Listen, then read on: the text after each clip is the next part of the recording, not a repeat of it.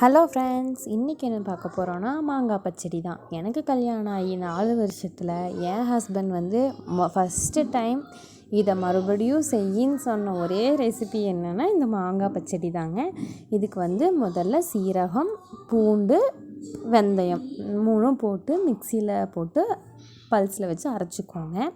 கொஞ்சம் அரைச்சோடனே நம்ம மாங்காய் வந்து பொடி பொடியாக கட் பண்ணி வச்சுருப்போம் இல்லைங்களா. இது வந்து மாங்காய் தான், மாம்பழம் இல்லை. கலர் பார்த்துட்டு மாம்பழம்னு நினச்சிக்காதீங்க, காய் தான்.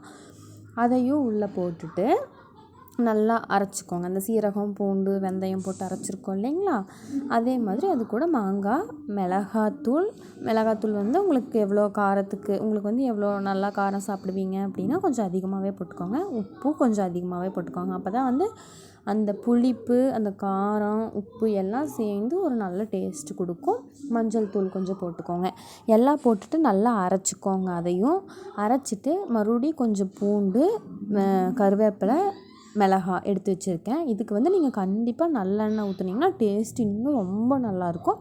மற்ற எண்ணெயிலையும் நீங்கள் சமைக்கலாம், ஆனால் நல்லெண்ணெய் ஊற்றுனீங்கன்னா இந்த மாங்காய் பச்சடிக்கு வந்து டேஸ்ட் ரொம்ப நல்லா கொடுக்கும்.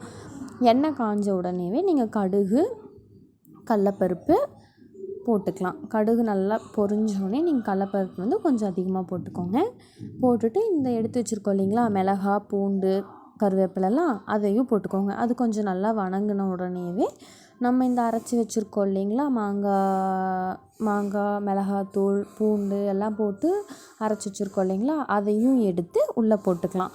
உள்ளே போட்டு நல்லா கொஞ்சம் மிக்ஸ் பண்ணிகிட்டு இருந்தீங்கன்னா கொஞ்சம் நல்லாயிருக்கும். நீங்கள் வந்து மறுபடியும் இதுக்கு வந்து அந்த அரைச்ச உடனே வந்து நீங்கள் காரம், உப்பு கரெக்டாக இருக்கான்னு பார்த்துக்கோங்க. பத்தலைன்னா உப்பு காரம் மட்டும் லைட்டாக சேர்த்துக்கோங்க. அதுக்கப்புறம் நீங்கள் நல்லா அதை வந்து மிக்ஸ் பண்ணி விட்டுக்கோங்க. நல்லா கிளறி விட்டுட்டே இருந்தீங்கன்னா அந்த உப்பு, மிளகாத்தூள் மறுபடியும் நம்ம போடுறோம் இல்லைங்களா, அதுவும் அந்த உப்பு வந்து நல்லா மிக்ஸ் ஆகிற அளவுக்கு நல்லா வணக்கி விட்டுட்டே இருங்க. அது நல்லா நீங்கள் கிளறி விட்டிங்கன்னா அந்த எண்ணெய் வந்து தனியாக பிரிஞ்சு வர்றது வந்து நம்மளுக்கு தெரியும். அந்த மாங்காய் பச்சடி நம்ம அரைச்சி வச்சுருக்கோம் இல்லைங்களா, அதை போட்டதுக்கப்புறம் இப்படி நல்லா கிளறி விட்டோம்னா அந்த நம்ம ஊற்றிருப்போம் இல்லைங்களா எண்ணெய், நல்லெண்ணெய், அது வந்து கொஞ்சம் நல்லா மிதக்கிறது வந்து தெரியும் நம்மளுக்கு. இருங்க நான் காமிக்கிறேன் அது எப்படி இருக்கும்னு. உங்களுக்கு வந்து சைடில் பார்த்தீங்கன்னா அந்த எண்ணெய் வந்து உங்களுக்கு நல்லா தெரியும். அடி பிடிக்காமல் கிளறணுங்க. ஏன்னா நம்ம தண்ணியெல்லாம் இதுக்கு சுத்தமாகவே சேர்க்க போகிறதில்ல, அதனால் அடி பிடிக்காமல் கிளறணும். எண்ணெய் பிரிஞ்சு வந்தோடனே நம்ம ஆஃப் பண்ணிக்கலாம்.